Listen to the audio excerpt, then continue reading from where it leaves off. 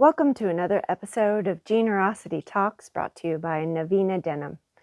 I'm Christina Brocato, sales manager based in Los Angeles, and I have a colleague, Scott Gress. He is based in Connecticut, so Naveena has you covered. East Coast markets, West Coast, and everything in between. We look forward to speaking with you and showing you our newest Autumn-Winter 21 collection. So much to talk about: new sustainable fibers, technologies, modes of transparency, so much to talk about at Naveena. This is a series that we wanted to focus on LA denim. LA has been a source of inspiration for people all over the world in the industry because of our thriving surf, skate, vintage, rock and roll, street style that only Southern California can bring. And in the early 90s, there was a thriving manufacturing of mass production of denim. And as sourcing goes, sourcing strategies changed and everything moved offshore. So there was an opportunity. And LA is also known for its wide, vast pool of talent and an opportunity for entrepreneurs to emerge. So herein comes premium denim with Earl Jean, 7 for All Mankind, J Brand, Hudson, True Religion, and the list goes on. And it evolved from there. So we'd like to talk to the cast of characters that have been involved from product development, design, business owners, sewing room floors, factory workers, and the laundries that brought these products to life. As we look forward, in planning our future, and most of us as individuals and as businesses, we have realigned, reimagined, reconfigured, restructured what our future looks like based on our current conditions and based on some shifts within ourselves and within the collective. So here we are today. It's important when we look forward, we look back at our history. And looking at the cast of characters, today we're bringing you Heather Morton. I've known Heather for so many years. She has had 15 years experience plus in the denim and fashion industry. 10 of those were spent in the premium denim sector, and with Earl Jean, J Brand. These are the birthings of these brands: Hudson, Gap International Sourcing Office, Lucky. And over the last 5 years, she has started a consulting company called Bluesalt, working with individuals who want to start a new brand but just don't know how. Here is these entrepreneurs with an idea, and she brings the expertise from her product development background, from denim, knits, tailored wear, silks, to these clients. So new entrepreneurs, as well as existing brands who want to add on more of a broadened scope of their brand presence. She can help them execute in LA. So without further ado, I'd like to introduce you to Heather Morton of Bluesalt, and we look forward to seeing more of you and bringing more of our cast of characters from LA to share some of their experience in the industry over the last several decades.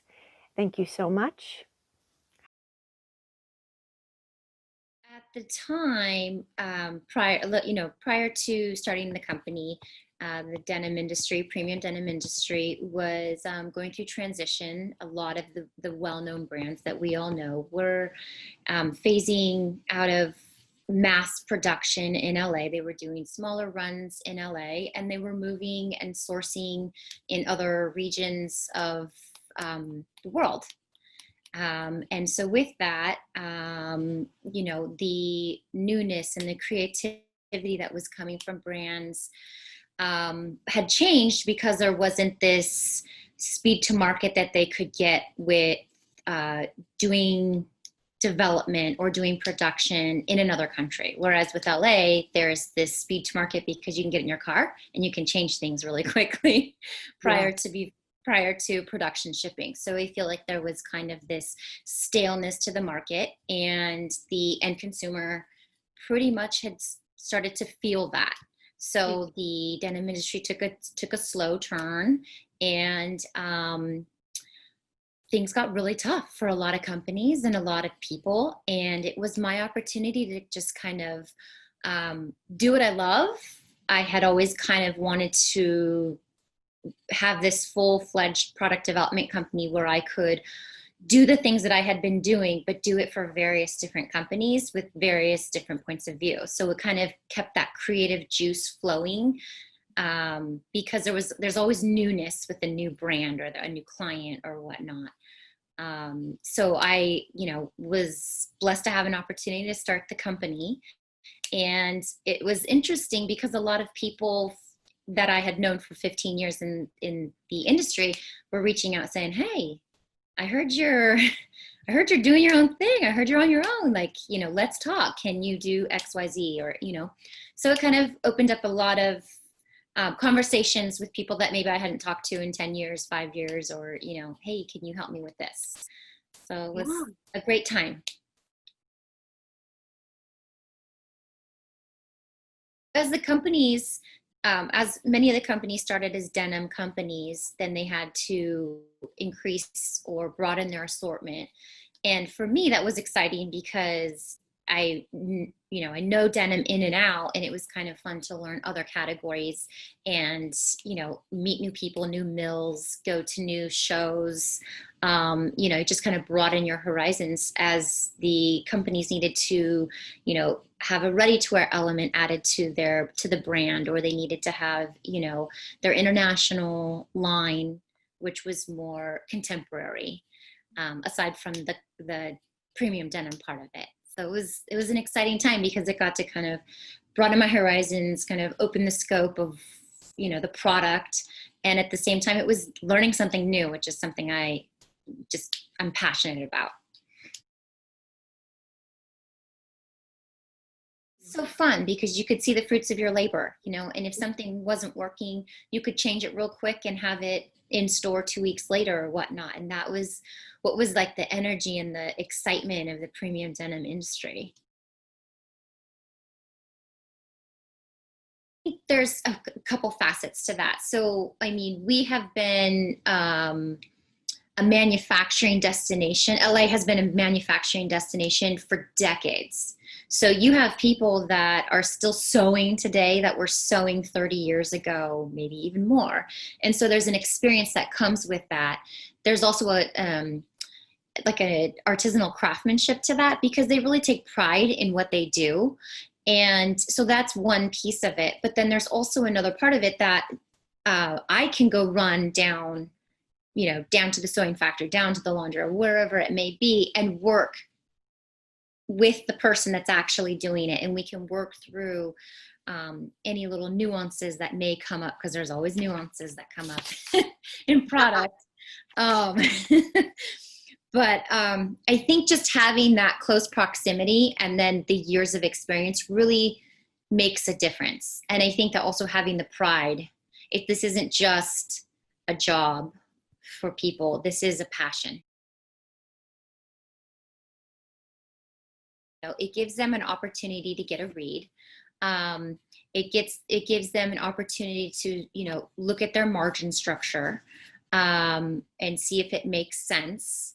And then for the smaller startups, you know, they're not even really looking at the wholesale aspect of it yet because it takes so much to get to that point. They want to go straight to consumer, which then allows them to be, you know, competitive in price with amazing quality, because most startups that I work with, every startup I work with wants quality goods.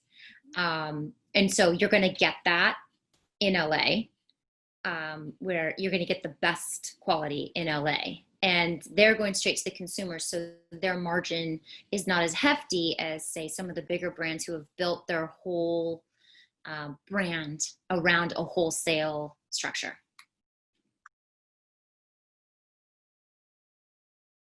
So sustainability has been on everybody's mind for years before it became the big push in LA, because people needed to find more, what's the word I'm looking like, more sustainable way of doing business, because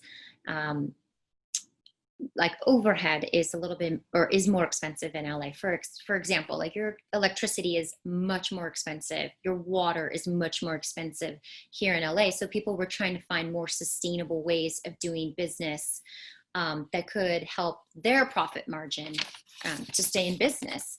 So this has kind of been a topic for a long time in LA.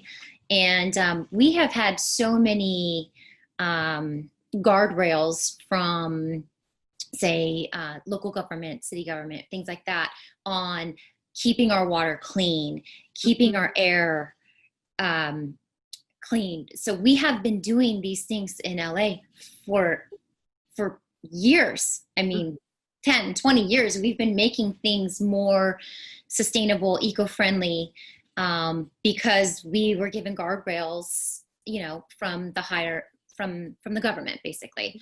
And so we have kind of pushed those practices into other parts of the world, because as designers would come into LA and see that, this process, this guy has actually got, the right gloves, or the right protective gear or whatnot, because we cared about our employees in laundry, in sewing, in the manufacturing functions across the product.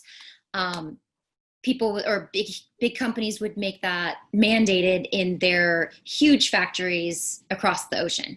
So we kind of started that movement in a way here in LA, as the trend / huge push for sustainability and eco-friendly washing and different kind of parts of the manufacturing process have become more and more apparent. A lot of companies have invested in a lot of new technology. There's been a huge increase in the technology, the machinery, the inventions that have been made for the manufacturers to invest in it. So in terms of the sustainability route, we have, it's been a part of our life for several years, and we're making more strides year by year in the investments to create, a cleaner process, a path, that each garment can kind of be traced, through the process. So LA is definitely making huge strides through that. And what's interesting is a lot of these companies that are creating the machinery, or creating, say, the new green environmental, I want to say, like, say, the natural enzymes and things like that, they come to LA to test that, because this is the place that you can get that tested quickly, and you get your results like this. I've been in product development. I had been in product development for about 15 years. Loved it. Loved the balance of the business side of it and the creative side of it. But I felt like there was an opportunity, as the big brands were kind of migrating, in other regions of the world, that there was a lot of opportunity for these smaller brands to start their businesses here in LA. But it's really hard. You need to know the right people. You need to have experience. You need to know the right pattern makers, the right sewing facilities, the right laundries, the right mills. I mean, and who's in town and who isn't. And if you if there's a mill that doesn't have a rep in LA, how are you going to get a hold of the correct mill that, of that product that you're trying to develop and produce in LA? And that's my passion. I mean, and that's what I love. I've had clients come to me with ideas on a napkin. They've sketched something out on a napkin. They're like, this is what I want. And I'm like, okay, let's go. So it can be something as raw as that, or it could be somebody who has some design experience and comes to me with a tech pack, but then doesn't know anybody in town or doesn't, know what it takes to really get it done. And I thrive on that. I thrive on the challenge. I thrive on, creating product and making it something that's an idea and it becomes a viable, tangible, successful product. I love that. Kind of the fun part of what I do as well is just, creating the fundamental building blocks for a successful company. There's a lot of little things that people don't think of. So they have this, great idea, this great concept. And then it's like, well, did you know about fusing? Where's fusing? Did you know, what are we going to do for pocketing? What are we going to do for zippers? What are we going to do? Did you know that the actual, they want small zippers? Well, you need to get your hand in that zipper or that pocket, just little things that you learn along the way that are just kind of, not thought of until you have to think of it. Each brand kind of has their DNA and they have their consumer that's buying their product. But there's so much innovation coming out of the mills in terms of the sustainability.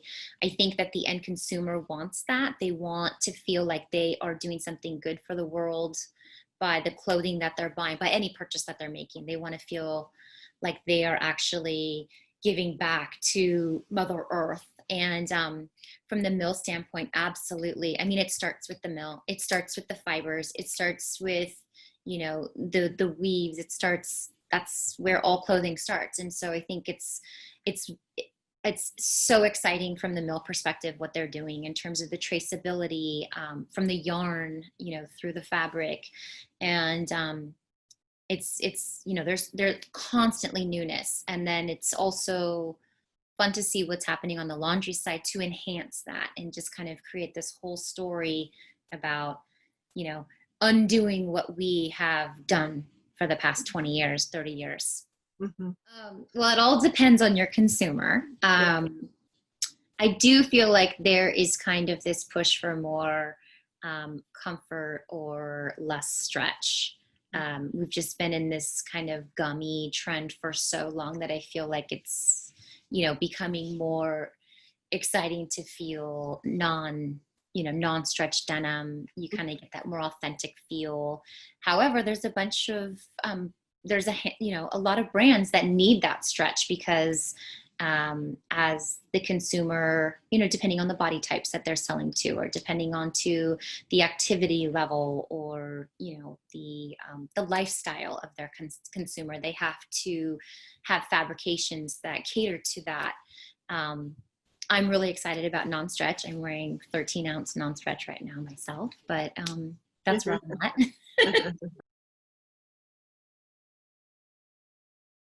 I left premium denim and went to Gap, and that was an exciting time too, because Gap was actually really kind of booming and growing as well. It was interesting to not have that wholesale aspect for the brand, and you had this straight to retail mentality. So what the merchandisers chose and what the design and merchandise teams came together with was what ultimately ended up in stores. And so you could really follow the product all the way through. Mm-hmm. So that was exciting. When I went to Lucky after that, Lucky was 100% made in LA at the time. And Jean and Barry and Liz were there, and there was this passion and there was this leadership there. And if the designers felt really, really empowered by a certain design or something that just kind of got to them, they said, go ahead, test it, get it in, and tell me when you can get it in. So there was this creative flow. And so I feel like even a Gap, and especially the high premium, in the early 2000s, there was this energy that came from design, and there was this energy that came from the companies to like, let's just get it there. Let's just see what happens. And this could be the new, the new fit, or this could be the new jean or whatnot. And that energy translated from, all the way from design through production to in store. And I really feel like the consumer could feel that. I felt like they felt that energy, and they would go shop and they resonated with it, and they wanted it to become a part of their life. And I think that has a huge part to do with the success story of the premium denim boom in LA back in the day. I mean, and I feel like that we could be on the verge of something like that again, with this this opportunity to go straight to consumer, with the online shopping trend that's happening right now. So I think, this there may be an opportunity to kind of 20 years later let it, could happen again.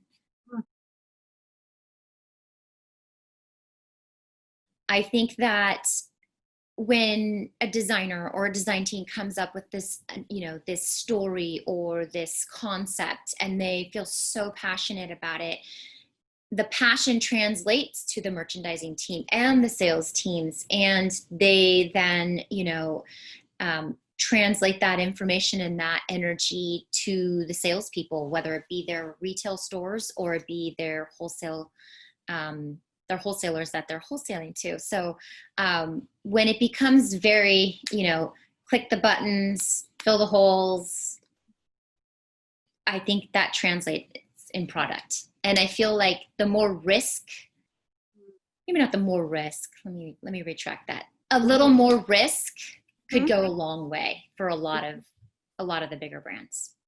And that's what I think the consumer craves. So that's what they crave in a new brand. And a new brand doesn't have as many guardrails or boundaries, because there isn't, there aren't those boundaries or guardrails created by maybe the parent company or whatnot, where these smaller brands are just, they're like, I want to try this. Let's do this. Let's just see what happens. And that translates into your marketing, that translates into your, your online marketing push, your website, whatnot, and people can feel that. The consumer can feel that.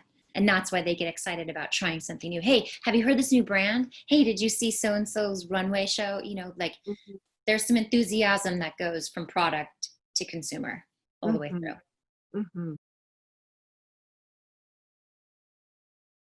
I think the challenge now is we are just kind of getting things back up to speed, getting rid of that fear factor, kind of getting back to work.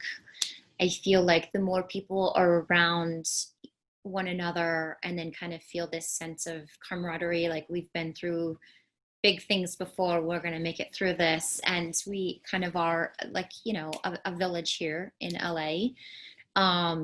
We all help each other out. And I think being at home for a lot of people, and then coming back and seeing other faces and other smiles, and, seeing that we're all we're all pulling through and we're going to make this happen, is huge. We've definitely not been operating at full capacity.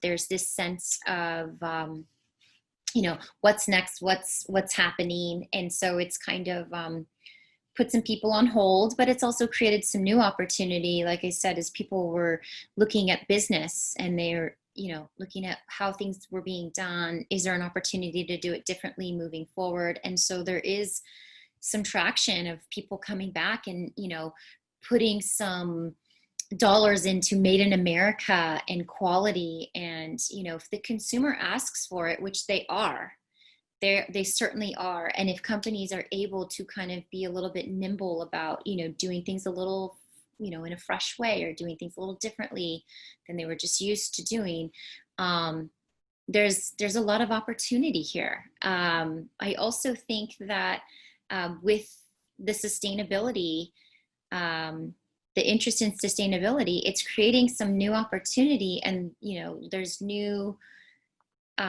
experiments that are being made, and there's newness in terms of design because things are being done differently. There's new chemicals, new machinery, there's new ways of creating products, and that creates newness in design. And instead of doing a new version of something that's already been done, companies are doing new products, which is exciting. So, and then doing it here in America, doing it here in LA is really important for a lot of consumers.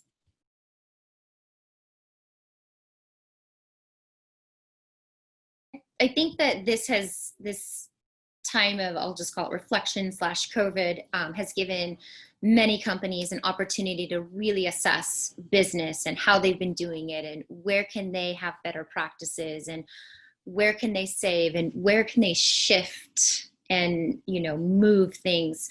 And also there's been a huge influx of online sales, so that kind of cuts out that wholesale market, which then in turn, you're looking at a different margin strategy. So people are thinking, hey, I can go run down the street, create these goods, and have them, in DC, in a matter of 8 weeks, as opposed to, a 9-month calendar of development that needs to get on a boat or a plane by X date, to get across the world Mhm. here. And you're also able in LA to have more flexibility in terms of your quantities. Mhm. So even though it may cost more to do business here in LA, it's kind of looking at the scales and balancing that out.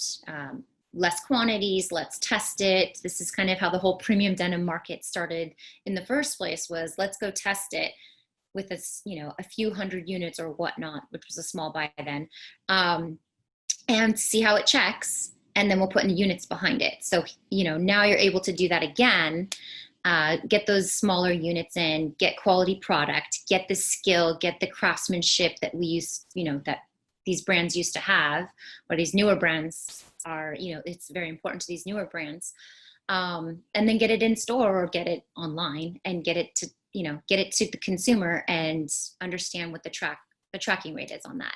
Thank you so much for your time. And with that said, wish you the best of luck as we emerge from this. Thank you for joining us for another episode of Generosity Talks by Naveena Denham.